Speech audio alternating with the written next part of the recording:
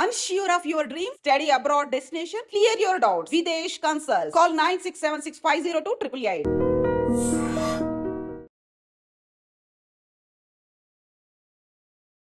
Hi hello నమస్తే welcome back to iDream media.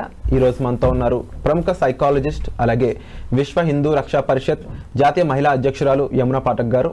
అలాగే నిజంగా ఇప్పుడున్న సిచ్యువేషన్ గురించి మాట్లాడడానికి ఒక రైట్ పర్సన్ అని చెప్పొచ్చు. ఎందుకంటే మ్యాన్కి సంబంధించి వాళ్ళ ఫ్యామిలీ పర్సన్స్ అందరూ కూడా డిఫెన్స్లో వర్క్ చేస్తున్నారు, ఇండియన్ ఆర్మీలో వర్క్ చేస్తున్నారు. సో ఈరోజు విషయం మాట్లాడడానికి ma'am is the right person అనొచ్చు. సో పాకిస్తాన్ ఇండియాకి సంబంధించి వార్ అప్డేట్స్, దాంతోపాటుగా ఇప్పుడున్న సిచ్యువేషన్కి సంబంధించి ఎన్నో విషయాలు ఈరోజు తెలుసుకుందాం. నమస్కారం మ్యామ్. నమస్తే అండి. First of all as a సైకాలజిస్ట్గా మీరు చూసుకున్నా, లేకపోతే టు బీ ఫ్రాంక్ ఎన్నో విషయాలు మీరు రిప్రజెంట్ చేస్తున్నారు. ఇక్కడ మీ ఫ్యామిలీలో చాలామంది ఆర్మీలో పనిచేసిన వాళ్ళు ఉన్నారు. ఈ కండిషన్స్ అన్నీ కూడా ఈరోజు చాలా విషయాలు మీరు మాట్లాడడానికి ఒక మంచి బూస్ట్ వస్తుంది అనుకుంటున్నాను నేను. ఏంటి అంటే ఈ ఇష్యూనే చాలా సెన్సిటివ్ ఇష్యూ, ఎన్నో దశాబ్దాలుగా నడుస్తుంది హిందూ ముస్లిం అనేది. ఒక పాయింట్ ఏంటి అంటే నేను అడుగుతున్న క్వశ్చన్ మిమ్మల్నే కాదు మన హోల్ కంట్రీని కూడా, వచ్చిన తీవ్రవాదులు అనేవాళ్ళు ముస్లింలు కావునా కాదా అని చెప్పేసి వాళ్ళు కాల్చి చంపడం జరిగింది. కానీ ఇదంతా ఎవరికి నష్టం చేసిందంటే అక్కడ ఉన్న 90% ముస్లిమ్స్కి. ఎందుకంటే వాళ్ళకి జీవనోపాధి అయిన టూరిజం మొత్తాన్ని దెబ్బతీసింది కాబట్టి. సో అసలు ఈ మోటో మొత్తాన్ని పాకిస్తాన్ నుంచి ఏ విధంగా చూడాలంటారు? ఎందుకంటే వచ్చిన పర్సన్ కూడా పాకిస్తాన్ ట్రైన్డ్ ఆర్మీ కమాండో అయిన హసీం బూసా. సో ఇది పాకిస్తాన్ చేయించిందని మనం ప్రూవ్ చేయడానికి ఇంకా ఎలాంటి అంశాలు కావాలి? అసలు హోల్ వరల్డ్ కంట్రీస్ అనేవి పాకిస్తాన్ మీద ఎలాంటి చర్యలు తీసుకోవాలి? మనం యుద్ధం చేస్తున్నాం ఓకే, కానీ మన మీద పడుతున్న ఈ దెబ్బలన్నిటికీ, ఒక దేశం మొత్తం మీద కూడా జరుగుతున్న నష్టాలకి అసలు సమాధానం ఏమై ఉంటుంది? ఏది కరెక్ట్ అంటారు? నమస్తే విరాట్ గారు. మన ఐడ్రీమ్ ప్రేక్షకులందరికీ కూడా నమస్తమాంజలి. మీరు అడిగిన ప్రశ్న ఇందాక ఆర్మీ అసలు ఎందుకు దీనికి కారణం అంతా కూడా అని మనందరికీ తెలిసిందే. గత నెల ఏప్రిల్ 22న జరిగిన పహల్గామ్ అటాక్లో ఏదైతే ఉందో, సో ఒక సుందర ప్రదేశం కాశ్మీర్, మరి ఆర్టికల్ 370 తర్వాత కూడా జరిగిన అనేక అద్భుత పరిణామాలు మనం చూస్తూ ఉంటున్నాం. ఆల్మోస్ట్ పూర్తిగా కూడా టూరిజం సెక్టార్ మీద ఆధారపడిన ఆ ఒక ప్రదేశం చాలా వరకు కూడా దేశమే కాదు ప్రపంచవ్యాప్తంగా కూడా అనేక మంది సందర్శకులను అట్రాక్ట్ చేసే విధంగా కూడా చూసి ఆ ప్రదేశంలో మళ్ళీ కూడా చక్కగా జీవన ఉపాధి వైపు, అంటే అక్కడ మతానికి సంబంధం లేదుగా, అక్కడున్న స్థానికులు మరి ఎవరైతే ఉన్నారో వాళ్ళు చాలా అధిక సంఖ్యలో ముస్లిం జనాభానే ఉంది. సో వాళ్ళ జీవితంలో మెరుగుపడడం అనేది మనం చూస్తున్నాం. అనేక విషయాల్లో టూరిజం పెరుగుతోంది, కొత్త హోటల్స్ వస్తూ ఉన్నాయి, అనేక రంగాల్లో కూడా పెరుగుతూ ఉంది. సో చాలామంది ఇన్వెస్టర్స్ కూడా ముందుకు వస్తూ మొగ్గు చూపుతూ ఆ ఒక ప్రదేశాన్ని, ఆ రాష్ట్రాన్ని కూడా ప్రగతి పథం వైపు నడిపించే ప్రయత్నం చూస్తూ ఉన్నాం. ఇదంతా చూస్తుంది ఆల్రెడీ మీరు చూస్తున్నారు. పిఓకే ఉంది అంటే దగ్గరలో ఉన్న కశ్మీర్, ఏదైతే భారత భూభాగంలో ఉన్న కశ్మీర్లో ఇంతటి అభివృద్ధి చాలా దశాబ్దాల తర్వాత చూస్తున్నాం. అవును. సో ఈ అభివృద్ధిని పాకిస్తాన్ జీర్ణించుకోలేకపోయింది. అక్కడ జరుగుతున్నది ఏంటి పరిణామం? ఒక పువర్ గవర్నెన్స్, పాకిస్తాన్లో ఉన్న ఒక పువర్ గవర్నెన్స్ మనం చూస్తూ ఉన్నాం. అక్కడ జనాలు చూస్తూ ఉన్నారు. ఆర్థిక వ్యవస్థ, అతలాకుతలమైన ఆర్థిక వ్యవస్థ మీరు చూస్తూ ఉన్నారు. జీవనోపాధి లేదు, స్టాండర్డ్ ఆఫ్ లివింగ్ అసలే లేదు, క్వాలిటీ ఆఫ్ లైఫ్ లేదు. ఏ రకంగా చూసినా కూడా ఉగ్రవాదంతో నిండిపోయి, ఏదైతే అక్రమాలు, తర్వాత ఉగ్రవాదము, ఇటువంటి దుశ్చర్యలతో నిండిపోయిన పాకిస్తాన్కి ప్రజలకి వాళ్ళకి సమాధానం చెప్పే పరిస్థితి కూడా లేకుండా పోయింది. ఒక పక్కన కొద్ది కాలంలోనే, అంటే ఇన్నేళ్ల దశాబ్దాల తర్వాత, ఎప్పుడైతే ఆర్టికల్ 370 రద్దు తర్వాత జరుగుతున్న చక్కటి సుపరిపాలన జమ్మూ కాశ్మీర్లో జీర్ణించుకోలేని పరిస్థితిలో పాకిస్తాన్, ఇది మనం చూస్తా ఉన్నాం. అంటే ఇక్కడ ఒక క్వశ్చన్ మ్యామ్ ఏంటి అంటే, ప్రతిసారి ఏం జరుగుతుంది, పాకిస్తాన్ నుంచి ఒక టెర్రరిస్ట్ ముఠా వస్తుంది, ఇండియన్స్ని అటాక్ చేస్తారు. పాకిస్తాన్ ఏం చెప్తుంది, మాకు సంబంధం లేదు, ఈ టెర్రరిస్టులు అనే వాళ్ళతో మాకు ఎటువంటి సంబంధం లేదని. తర్వాత ఒక డేటా వస్తుంది, మన రీసెర్చ్ అండ్ అనాలిసిస్ వింగ్ నుంచి ఒక డేటా వస్తుంది. ఏంటి, ఆ పర్సన్కి ఏదో ఒక రకమైన లింక్ ఉంటుంది అక్కడ ఆర్మీతోనో అక్కడ గవర్నమెంట్తోనో. ఇది ఒకసారి కాదు, ఎన్నో దశాబ్దాలకు ఇదే రిపీట్ అవుతుంది ప్రతిసారి. అంతకుముందు వచ్చిన ఎటువంటి టెర్రరిస్ట్ అయినా సరే, హఫీజ్ లాంటి వాళ్ళు అయి ఉండొచ్చు, లష్కర్ తోయబా సంబంధించిన ఫౌండర్స్ అయి ఉండొచ్చు, వీళ్ళందరూ కూడా పాకిస్తాన్లో ట్రైన్ అయ్యే అంత ఫెసిలిటీస్ వాళ్ళు ప్రొవైడ్ చేస్తూ వాళ్ళు ఎవరైనా చనిపోతే పరామర్శించడానికి వెళ్తూ ఆ ఫుటేజ్ దొరుకుతూ ఇన్ని చేసిన పాకిస్తాన్కి సరైన సమాధానం ఏంటంటారు? సమాధానం ఏంటి అంటే, ఇప్పుడు మీరు ఇందాక అడిగారు కదా, ఇందాక నేను మీతో చెప్పినట్టుగా ఈ పరిణామం ఒకటి జరుగుతోంది. ఇది జీర్ణించుకోలేని అవస్థలో, దుస్థితిలో పాకిస్తాన్ ఉంది. కాబట్టి ఇక్కడ ఏం చేయాలి, అక్కడ ఉన్న పీస్ఫుల్ అట్మాస్ఫియర్ని డిస్టర్బ్ చేయాలి. కాబట్టి ఒక దుర్బుద్ధితో, ఎటువంటి లక్ష్యం లేకుండా దుర్బుద్ధితోనే అంతమంది టూరిస్టులను, ఒక 26 మంది టూరిస్టులను నిర్దాక్షిణ్యంగా చంపేశారు. అందులో కొంతమందిని నీ మతం ఏమిటి అని కూడా అడిగి నిర్ధారించి చంపిన మాట వాస్తవం. ఇందులో మీరు ఈ మొత్తం పరిణామం చూస్తే, సరే అందులో చనిపోయిన వాళ్ళలో ముస్లిమ్స్ కూడా ఉన్నారు, మిగతా వాళ్ళు కూడా ఉన్నారు, అందరూ ఉన్నారు. కానీ హిందువులని మాత్రం టార్గెట్ చేసి చంపిన మాట కూడా చాలా వాస్తవం. కాబట్టి ఇది ఏంటి అంటే, ఇప్పుడు ఇంత చక్కటి అభివృద్ధి జరుగుతున్నప్పుడు ఇక్కడ మళ్ళీ ఒక కలకలం రేపాలి, అశాంతిని నెలకొల్పాలి అనే ఒక దుర్బుద్ధి ఎవరికి ఉంది? అనాదిగా దశాబ్దాలుగా చేస్తోంది పాకిస్తాన్. మీరు ఇంకొక మాట అడిగారు, టెర్రరిస్టులు మరి ఎట్లాగా, మరి మనం చెప్పాం కదా టెర్రరిస్టులే కదా మన టార్గెట్, మనం అందుకే కదా చంపామని. ఇంత జరిగిన పరిణామం తర్వాత కూడా ఈరోజు భారత భూభాగానికి వచ్చి ఈరోజు వీళ్ళు చేసిన చర్యకు ప్రతిచర్యగా భారత ప్రభుత్వం కూడా రియాక్ట్ అయింది. అందులో కూడా మీరు గమనిస్తే చాలా కూడా ఆపరేషన్ సింధూర్ పేరిట భారత ప్రభుత్వం తీసుకున్న, మన త్రివిధ దళాలు తీసుకున్న ఈ నిర్ణయము ఏంటి అంటే, it was a very focused. అంటే వాళ్ళు చేసింది ఏంటి, ఏదైతే ఒక ఈ పరిణామానికి దానికి రిజల్ట్, దానికి రిటాలియేషన్, ఎలాంటి రిటాలియేషన్ ఇచ్చారు, ఈ ఆపరేషన్ సింధూర్ పేరిట ఒక ఫోకస్డ్గా, ప్రాపర్లీ మెజర్డ్గా, అలాగే నాన్ ఎస్కలేటరీ ఆపరేషన్ ద్వారా. మీకు అర్థమవుతుందా? దేని టార్గెట్ చేశారు? శత్రువుని టార్గెట్ చేశారు. శత్రువు అంటే ఎవరు ఇక్కడ? ఉగ్రవాదులు, టెర్రరిస్టులు. సో ఈ టెర్రరిస్టులు ఉన్న స్థావరాలు ఎక్కడ అనేది మనకి త్రివిధ దళాలు కూడా వాళ్ళ పరిశోధన, వాళ్ళు చేసిన ఎక్సర్సైజ్లో ఎక్కడెక్కడ ఈ స్థావరాలు ఉన్నాయి, ఎక్కడెక్కడ ఉన్నాయంటే 9 ప్రదేశాలను గుర్తించారు. అందులో 5 ప్రదేశాలు వచ్చేసి మనకి Pakistan occupied Jammu Kashmir, Pakistan occupied Kashmir. So ఈ ప్రాంతాలలో ఉన్న కొన్ని ప్రాంతాలలో వాళ్ళు చేసింది. తర్వాత 4 స్థావరాలు ఏవైతే ఉన్నాయో అది ఇంటీరియర్ పాకిస్తాన్లో, అంటే parts of Punjab, parts of Lahore పరిసర ప్రాంతాల్లో 4, అంటే డీప్ ఇన్సైడ్ పాకిస్తాన్లోకి వెళ్ళి చొచ్చుకుపోయి ఈ స్థావరాలన్నీ కూడా మట్టి కలిపేశారు. ఇది జరిగింది. సో ఇందులో మళ్ళీ కూడా మీరు స్పెసిఫిక్గా అడగచ్చు, ఎవరిని చేశారండి అంటే, టెర్రరిస్టులకు పుట్టినిళ్ళైన పాకిస్తాన్లో ఉన్న కీలకమైన 2 హెడ్ క్వార్టర్స్ని రూపుమాపారు. అది ఎక్కడ అంటే బహల్వాల్పూర్, ఓకే, అండ్ అగైన్ మురిడ్కే. ఈ 2 ప్లేసెస్ మీరు తీసుకుంటే కీలకంగా, ఒకటి జైషీ మొహమ్మద్ టెర్రరిస్ట్ ఆర్గనైజేషన్ అయితే ఉందో జైషీ మొహమ్మద్ వాళ్ళ హెడ్ క్వార్టర్స్, ఇంకొక దగ్గర అయితే లష్కర్ ఈ తోయిబా ఉన్న హెడ్ క్వార్టర్స్. ఈ 2 హెడ్ క్వార్టర్స్ ని కూడా వీళ్ళు పూర్తిగా కూడా దాన్ని టార్గెట్ చేసి, మళ్ళీ చెప్తున్నా, it was a focused, measured, non escalatory operation. అయితే అప్పటికి పాకిస్తాన్ మా యొక్క సిటిజన్స్ కి చనిపోయారని చెప్పేసి లేదు, ఇది అంతా వాస్తవం. ఎందుకంటే మళ్ళీ ఇది నేను చెప్పిన మాటల్లో, చాలా క్లారిటీగా చెప్పిన మాటల్లో, ఇది చాలా ఫోకస్డ్ ఆపరేషన్. సో ఇక్కడ ఏంటంటే టార్గెట్ ని గుర్తించి ఆ స్థావరాన్ని పూర్తిగా కూడా రూపుమాపడమే దీని ముఖ్య లక్ష్యం. అదే చేశారు, అదే జరిగింది. ఈ జరిగిన తర్వాత ఇందులో భాగంగా ఏ సివిలియన్ బేస్ ని కూడా మన త్రివిధ దళాలు ముట్టుకోలేదు, ఏ మిలిటరీ స్థావరాల్ని కూడా మనం దాన్ని ఎక్కడా ముట్టుకోలేదు. ఇది వాస్తవం, ఇది మనకు అర్థం కావాల్సిన విషయం. So no military base was touched, no civilian base was touched.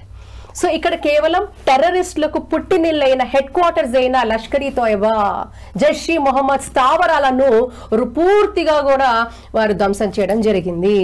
మరి ఈ రోజు చేసిన తర్వాత కూడా మన ఎక్స్టర్నల్ అఫేర్స్ మినిస్టర్ గారు కాకపోతే లేకపోతే మన పిఎంఓ ఆఫీస్ కానివ్వండి పూర్తిగా కూడా దీన్ని సమీక్షిస్తూ అండ్ నాట్ జస్ట్ అటు కేవలం భారతదేశంలోనే ప్రతిపక్షాలు మిగతా వాళ్ళతోనూ కాకుండా హై లెవెల్ మీటింగ్స్ ఈవెన్ మనకి ఉండే మన పార్ట్నర్స్ అంటే ఎవరైతే కూడా పూర్తిగా కూడా ప్రపంచవ్యాప్తంగా ఉన్న అనేక దేశాలతో కూడా చర్చిస్తూ వారికి విశ్లేషిస్తూ వారికి వివరిస్తున్న పరిస్థితి మనం చూస్తాం. అది అమెరికా కావచ్చు, రష్యా కావచ్చు, యుఏఈ కావచ్చు, సౌదీ అరేబియా కావచ్చు, లేకపోతే యూకే కావచ్చు, ఇలా అనేక దేశాల్లో కూడా మన దేశం సంబంధించిన మన ఎక్స్టర్నల్ అఫేర్స్ మినిస్టర్ గారు కానివ్వండి the good officers of from our country వాళ్ళు ప్రతి విషయం కూడా చాలా స్పష్టంగా కూడా వివరించడం కూడా మనం చూస్తూ ఉన్నాము. అదే అందులో భాగంగానే ఈ క్లారిటీ అంతా ఉంది. అండ్ మనకి ప్రతిదీ కూడా ఎవిడెన్స్తో సహా మనము ప్రపంచ దేశాలకి ప్రపంచ దీంట్లో మనం పెడుతూ వస్తున్నాం. కాబట్టి ఎక్కడండి వేర్ ఇస్ ద మ్యాటర్? ఈరోజు పాకిస్తాన్లో ఉగ్రవాదుల్ని మనము హతమార్చిన తర్వాత పాకిస్తాన్ ఆర్మీ కంటతడబడ్డా మనం ప్రపంచం చూడలేదు. ఎవరు పోతే వాళ్ళు ఏడ్చారు? ఉగ్రవాదులు. వీళ్ళకేంటి లక్ష్యం? వీళ్ళకేంటి మతం? వీళ్ళకే మతం లేదు. మీరు నిజంగా ఆశ్చర్యపోతారు. ఈరోజు బతుకుండగా స్వర్గసీమ చెయ్యండ్రా అంటే చచ్చిపోయాక స్వర్గానికి వెళ్తానన్న వీళ్ళు ఇలాంటి మూర్ఖులక వీళ్ళు షెల్టర్ ఇస్తోంది. వీళ్ళదేమిటి? చచ్చిపోయాక ఏదో స్వర్గానికి వెళ్తారట. బతికుండగా స్వర్గసీమ చేయలేని వాళ్ళు, బతికుండగా మానవత్వాన్ని గౌరవించలేని వీళ్ళు, మతోన్మాదులు, మూర్ఖులు, వీళ్ళకి ఏ హక్కు ఉంటుందండి? కాబట్టి ఇది మనం స్పెసిఫిక్ గా గమనించాల్సిన అవసరం ఉంది. సో మళ్ళీ చెప్తున్నాను, పాకిస్తాన్ టెర్రరిస్టులకు పుట్టినిల్లు. పోషించడానికి ఈరోజు పాలన పోషణ మనం అర్థం చేసుకోవాల్సింది అంటే ప్రపంచ దేశాలు ఈరోజు గమనిస్తున్నాయి. అనేక దేశాల్లో ఇప్పుడు మనకి అమెరికాలో ఆ రోజు సెప్టెంబర్ 9 సెప్టెంబర్ 11 జరిగినప్పుడు అమెరికా ఊరుకుందా? అమెరికా ఊరుకోలేదు కదండి. ఉగ్రవాదుల మీద దాడి చేసిందా? రూపుమాపిందా? అంటే అదే అంటున్నాను, ఎవరికైనా సమస్య వారికి వస్తేనే తెలుస్తుంది. ఈ రోజు కూడా ఇప్పుడు ఎందుకు ఈ రోజు ఈ దేశానికి వచ్చి ఈ భూభాగానికి వచ్చి ఈ దేశ నాగరికులను వాళ్ళు టచ్ చేశారు అంటే అది తప్పకుండా భారత ప్రభుత్వం ఒక నైతిక ధర్మం, అన్ని రకాలుగా ధర్మం కదండి. ఈరోజు ప్రజలతో ఉండి భారత ప్రజల సురక్షిత ఉండడానికి, ఈరోజు ప్రజలు సేఫ్ కొనడానికి ప్రభుత్వం చేసిన ఒక అద్భుతమైన తిప్పికొట్టినట్టు కాదా? ఈరోజు ఉగ్రవాదం అనేది కేవలం ఈ దేశానికే కాదు కదా, ప్రపంచవ్యాప్తంగా ఎంత నలిగిపోతోంది. కాబట్టి ఈరోజు భారత్ చేసిన ఈ యొక్క చర్య ప్రపంచవ్యాప్తంగా అందరూ హర్షించాల్సిందే. దీనికి ప్రతి ఒక్కరూ కూడా దీంట్లో మేము సైతం అంటూ ముందుకు రావాల్సింది. అలా వస్తేనే ఆ సంయుక్తంగా ఎవరైతే ముందుకొస్తారో వాళ్ళు మానవత్వానికి దోహదపడతారో అప్పుడు ఉగ్రవాద చర్యలను పూర్తిగా నిర్మూలించే అవకాశం ఉంది. లేకపోతే ఇది ప్రపంచ మానవాళికే ఇది పెను ప్రమాదం. వాడికెవడికండి భయపడేది? వాడెవడో వాడి దగ్గర ఏదో ఉంది అంటే మనం ఎందుకండి భయపడాలి? అసలు వీళ్ళకి ఎవరండి సరఫరా చేస్తోంది? అంటే మానవత్వానికే ఒక తీరని మచ్చ వీళ్ళు. ఇలాంటి వారిని ప్రోత్సహిస్తూ వీరికి ఇంత టెక్నాలజీ ఇస్తూ వీరికి కొంత ఆయుధాలు సరఫరా చేస్తున్న వాళ్ళు ఎవరు? ఇది ప్రపంచ దేశాలు ఈ రోజు తప్పకుండా వీళ్ళు ప్రశ్నించాల్సిన అవసరం ఎంతైనా ఉంది. ఈ రోజు ఇంతవరకు ఇన్ని ఉన్నాయి కదా, వీళ్ళందరూ కూడా ఈ రోజు it's an emergency, it's a need of the second. ఈ రోజు ప్రపంచ దేశాలు దీని పట్ల సీరియస్ గా అంటే ప్రాణ నష్టం జరిగితే తప్ప మేము మాట్లాడము అంటే కాదు, లేదా కష్టం నీ గుమ్మాన్ని తాకుతేనే నేను మాట్లాడతాను, లేకపోతే నా గుమ్మాన్ని తాకితేనే నేను మాట్లాడతాను అంటే కాదు. కష్టం నీ గుమ్మాన్ని తొక్కనివ్వకు, నా గుమ్మాన్ని తొక్కనివ్వను అనే నినాదంతో వెళ్ళాలి. కష్టం నీ గుమ్మంతో ఎందుకు తొక్కాలని చూస్తున్నావు? నీకు తెలియదా అక్కడ ఒక ప్రమాదము, టెర్రరిస్ట్ అనే ఒక భూతము, ఒక పిశాచం అక్కడ ఉంది అంటే నువ్వు దాన్ని రూపమాపాలా వద్దా? కాబట్టి నీకు తెలుసు అది ఉందని, అప్పుడు నువ్వేం చేయాలి? దాన్ని హఠమార్చాలి. కాబట్టి ఈరోజు ప్రపంచ దేశాలు కూడా మౌనం వీడాలి. ఇటువంటి ఆస్పెక్ట్ లో కూడా తప్పకుండా దీని మీద ఉక్కుపాదం వహించాలి. నేను మరీ ముఖ్యంగా ఇంకో మాట చెప్తాను, ఆల్మోస్ట్ 43-45 ఇస్లామిక్ నేషన్స్ ఉన్నాయి ప్రపంచవ్యాప్తంగా. నేను ఒకటే అంటాను, మానవత్వాన్ని ప్రాపగేట్ చేయనిది అది ఏ మతమైన మతం ఎలా అవుతుంది? ఏ మతాలైనా, ప్రపంచంలో ఉన్న ఏ మతాలైనా కూడా మానవత్వానికి సపోర్ట్ చేయనివి, మానవత్వాన్ని నమ్మనివి, మానవత్వాన్ని నిజంగా కూడా ముందుకు తీసుకెళ్లలేనివి, మతోన్మాదంతో ముష్కరుల్ని తయారు చేసేది అది ఏదైనా మతం అవుతుందా అంటే కాదు. మరి ఈ ఉగ్రవాదులకు ఏ మతం ఉంది? వీళ్ళకి ఏ మతము లేదు. వీళ్ళకి ఏ మతం లేదు. వీళ్ళు ఏం చేస్తున్నారో వీళ్ళకి తెలియదు. మానసిక స్థిమితం లేదు వీళ్ళకి. వీళ్ళు ఒక మానసిక రోగులు. వీళ్ళకి ఏముందో తెలియదు. కాబట్టి వీళ్ళకి ఈ రోగాన్ని కుదిరించేది కూడా భారతే. మళ్ళీ చెప్తున్నా, వీళ్ళ రోగం కుదిరించాలి అంటే కూడా ఇది భారతే. కాబట్టి ఈరోజు ప్రపంచ దేశాలు భారత్ని చూసి తప్పకుండా కూడా ఈ ఇనిషియేటివ్ని తీసుకోవాలి. దీన్ని పూర్తిగా కూడా రూపమాపాలి అంటే దీని మీద ఉక్కుపాదం పెట్టాల్సిన అవసరం ఉంది. నేను మరీ చెప్తున్నాను, ఇస్లామిక్ నేషన్స్ కూడా సోషల్ బాయ్కట్ చేయాలి పాకిస్తాన్ని. ఎందుకంటే ఈరోజు ఆల్రెడీ ఆర్థికంగా ఎంతో ఇరకాటంలో పడుతున్న పాకిస్తాను అదొక్కటే సరిపోదు. ఈరోజు ప్రపంచ దేశాలు కూడా వీళ్ళకి ఆర్థిక సహాయం కూడా నిలిపివేయాలి. అలాగే ఇలాంటి వాళ్ళకి గనక ఆర్థిక సహాయం కానీ మిగతా వనరులు ఇస్తే ఇది ప్రపంచానికే ముప్పు, ప్రపంచానికే చేటు. ఎందుకంటే అంటారు చూసారు, నువ్వు పావుకి పాలు పోస్తే అది నిన్నే ఇచ్చేస్తుంది, నిన్నే కాటేస్తుందని ఈ విషయం జరుగుతుంది. సో ఎవరైనా కూడా పాకిస్తాన్కి సహాయం చేస్తే అది వాడికే పెనుశాపంగా మారబోతుంది, అది ఎవరు చేసినా కూడా. ఈ రోజు నేను నిజంగా రిక్వెస్ట్ చేస్తున్నాను, ఇన్ని ఇస్లామిక్ నేషన్స్ ఉన్నాయి, సోషల్ బాయ్కట్ చేయండి. వాడికి లక్ష్యం లేదు, వాడు లక్ష్యం లేకుండా మనుషులు చంపుతూ ఉంటే మిగతా వాళ్ళు ఎలా ఒప్పుకుంటున్నారు? మేము అంటున్నారు కదా, మేము మానవత్వం ఉంది, మాకు ఇది ఉంది, ఎప్పుడు కూడా మరి భగవంతుడు అలా చెప్పలేదు అన్నప్పుడు మరి వాళ్ళని మీరు పూర్తిగా వెలేయండి. ఇన్ని ఇస్లామిక్ నేషన్స్ కూడా పాకిస్తాన్ వెలేయండి, సోషల్గా బాయ్కట్ చేయండి. వాడి ముఖం చూడొద్దు, వాడికి ఆసరా ఇవ్వద్దు, వాడికి మీరు షెల్టర్ ఇవ్వద్దు, వాడికి ఉద్యోగం ఇవ్వద్దు, వాడికి తిండి పెట్టద్దు. ఎందుకంటే వాడు మానవత్వాన్ని చంపేస్తున్నాడు. కాబట్టి మీరందరూ అదే నమ్మితే, మానవత్వాన్ని మీరు నమ్మితే, మతాన్ని గౌరవిస్తే, భగవంతుడిని గౌరవిస్తే వీడిని వెలేయాల్సిన అవసరం ఎంతైనా ఉంది. వెలేయని వాళ్ళు ద్రోహులు, దైవద్రోహులు. ఎవరైతే పాకిస్తాన్ లాంటి ఉగ్ర సంస్థలకు పోషిస్తున్నారో వాళ్ళని గనక సపోర్ట్ చేస్తే వాళ్ళు దైవద్రోహులే అవుతారు ఎవరైనా సరే. అది అండ్ డెఫినెట్లీ ఎన్నో విషయాలు మీరు ఇక్కడ రిప్రజెంట్ చేయడం జరిగింది. పాకిస్తాన్ సపోర్ట్ చేస్తున్న కంట్రీస్ అయి ఉండొచ్చు, ఫండింగ్ ఇస్తున్న ఆర్గనైజేషన్స్ అయి ఉండొచ్చు. అండ్ ఎటువంటి ఆలోచన లేకుండా ఒక పక్కన అప్పుల్లో కూరుకుపోతూ ఇంకో పక్కన పక్క దేశం మీద పడి అక్కడ ఏడుస్తున్న పాకిస్తాన్కి సంబంధించిన విషయాలు అయి ఉండొచ్చు. ప్రతి విషయాన్ని కూడా మీరు ప్రాపర్గా రిప్రజెంట్ చేయడం జరిగింది. తప్పకుండా ఇది మన ఇండియన్ సిటిజన్స్ ప్రతి ఒక్కరు కూడా హిందూ, ముస్లిం, ఇంకొకటి అని భేదభావాలు లేకుండా ప్రతి ఒక్కరు అర్థం చేసుకోవాల్సిన విషయాలు ఇవి. అన్నిటికీ ముందు, అన్నిటికంటే ముఖ్యం మన దేశంలో ఉన్న ముస్లింలు. నేను ఒకటే అంటాను, వాళ్ళు కూడా మన దేశంలో భాగం. నేను ఒకటే అంటాను, ముస్లిం అయినా, హిందూ అయినా, క్రిస్టియన్ అయినా, ఎవరైనా సరే అన్నిటికీ అతీతంగా మనం దేశభక్తులం. దేశభక్తులం అనే ఈ దేశభక్తి మన అణువణువు, మన ప్రతి రక్తపు బిందువులో నేను భారతీయుడిని, నేను భారతీయురాల్ని అనేది నిండి ఉండాల్సిన అవసరం ఉంది. అది లేని వాళ్ళు దేశద్రోహులే, ఉన్నవాళ్ళు దేశభక్తులే. మనం నిర్ణయించుకుందాం మనం ఎలా ఉండాలి అని.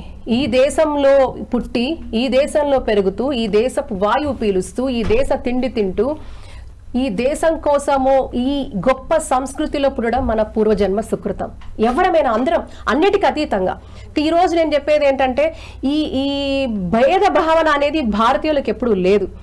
అంటే రాజ్యాంగం వచ్చి కొన్ని దశాబ్దాలు అయింది, దానికి ముందు కూడా ఈ అఖండ భారత్లో, ఈ భారతావనిలో అందరినీ హక్కున చేర్చుకునే ఒక గొప్ప సంస్కృతి, సాంప్రదాయము, సంస్కారము ఈ దేశంలో ఉన్నాయి, ఈ గడ్డ మీద ఉన్నాయి.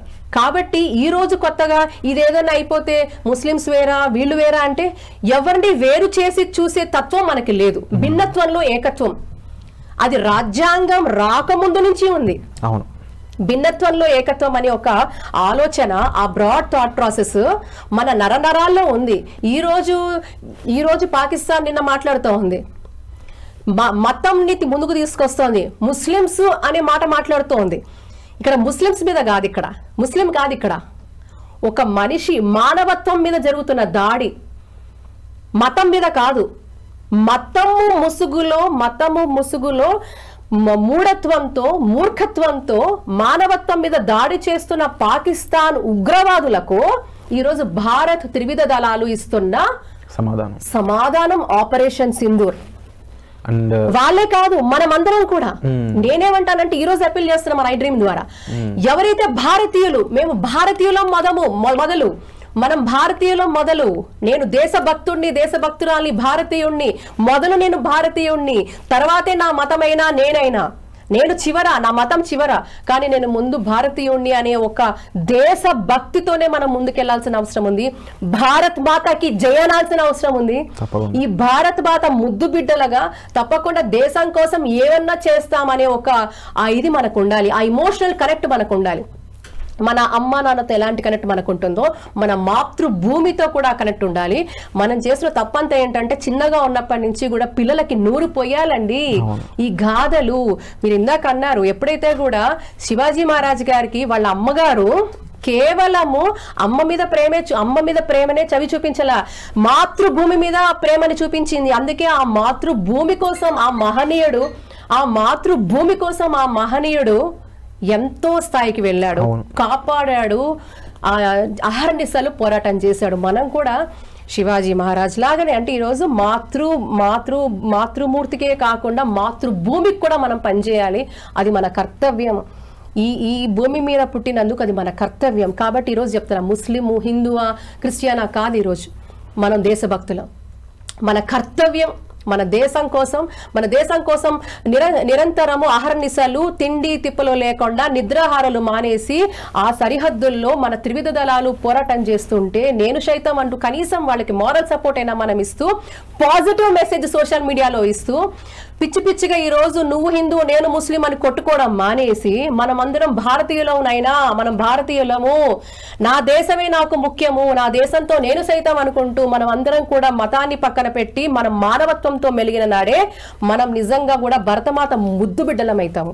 కాబట్టి ఈ రోజు సరిహద్దులో ఉన్న ప్రజలకు కావచ్చు, మన త్రివిధ దళాలకు కావచ్చు, ఈ రోజు నిన్న మనం చూసాం 2 జవాన్లు ప్రాణం కోల్పోయారు. నిజంగా వారి కుటుంబానికి కూడా సంతాపం తెలుపుతూ మరి ఈ రోజు మనమే వాళ్ళకి ఈ రోజు స్ట్రెంగ్త్, మనం భారతీయులమే మనం స్ట్రెంగ్త్. ఒకరికొకరు ఈ రోజు మనం నించాల్సిన అవసరం ఉంది.